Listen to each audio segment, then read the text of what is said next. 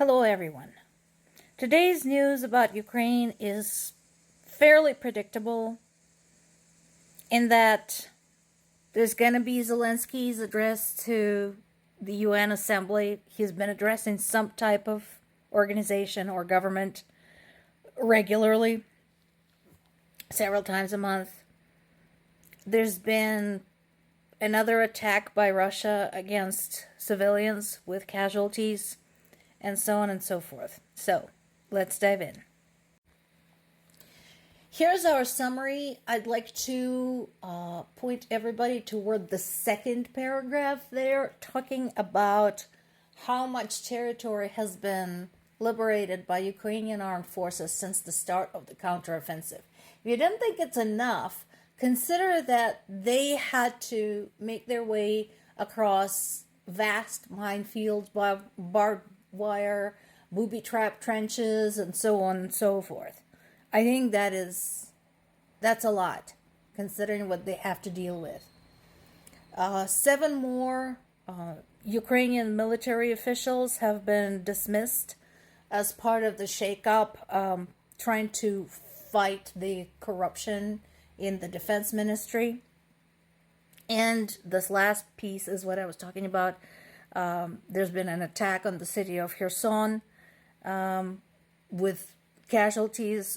2 elderly people were killed. And Odessa infrastructure is once again under fire. Despite being under almost constant attack, Odessa safety corridor for vehicles, for vessels, is still operational. Yet another vessel was able to leave Odessa following this corridor.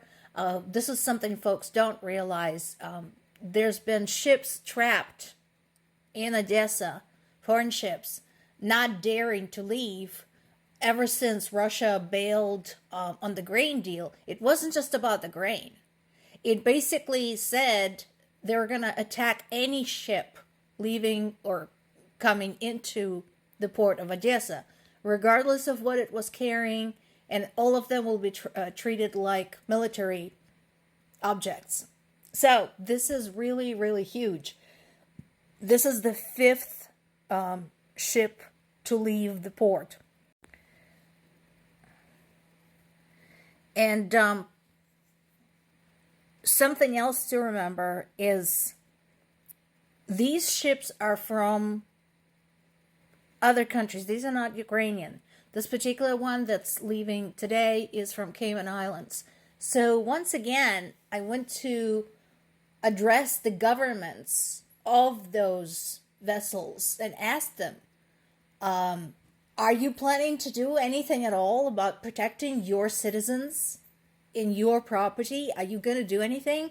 Or are you going to just basically offload the safety of these people and their cargo on Ukraine? There's been an incident up north. Apparently, a U.S. jet wandered too closely to Russian airspace over the Barents Sea. Something a lot of Americans don't realize, they often say, well, why should we care about what's happening on the other side of the world? Forgetting that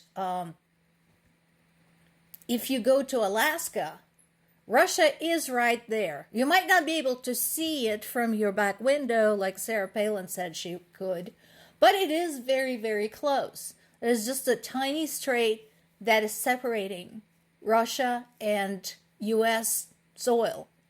And Russian government has been talking about demanding Alaska back, because that used to be part of the Russian Empire that was sold to the United States, or what eventually became the United States. So if anybody thinks that this has nothing to do with the United States, aside from the stirring anti-American sentiments all around the world, think again. Look at the goddamn map. It's right there. And there is a military presence there on both sides. Make no mistake. And going back to Zelensky's upcoming appearance at the UN Assembly, I know what he's going to say. I'm curious what the UN Assembly is going to say. Because, first of all, there's going to be the Russian delegation there. The Russian representatives are going to be there, which is an insult. Not just to people of Ukraine, not just to Ukrainian representatives in the UN, but to the entire world. That these people, these representatives of a terrorist authoritarian state are going to be sitting there and coming up with some kind of lame excuses as to why they're attacking their neighbor and killing civilians. That is an insult.